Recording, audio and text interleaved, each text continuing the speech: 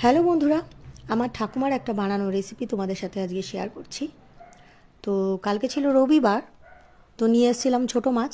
রবিবার ছাড়া অন্য দিন কাটার সময় থাকে না, সেই জন্য নিয়ে এসেছিলাম মৌরলা মাছ। মৌরলা মাছটাকে ভালো করে কেটে ধুয়ে তার মধ্যে কাঁচা মাছটার মধ্যেই হলুদ, নুন, কাঁচা পেঁয়াজ কুচোনো, কাঁচা পেঁয়াজ কুচি, কাঁচা লঙ্কা কুচি, ধনিয়া পাতা কুচি, টমেটো কুচি সব মিশিয়ে ভালো করে কাঁচা তেল দিয়ে ভালো করে 10 মিনিট মাখিয়ে রেখে দিতে হবে।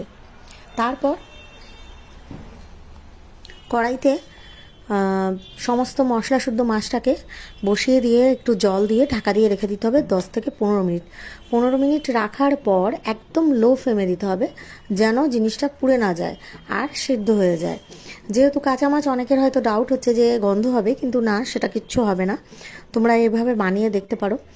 আর এটাকেই যদি কচু পাতা বা কলা পাতায় দেওয়া যায়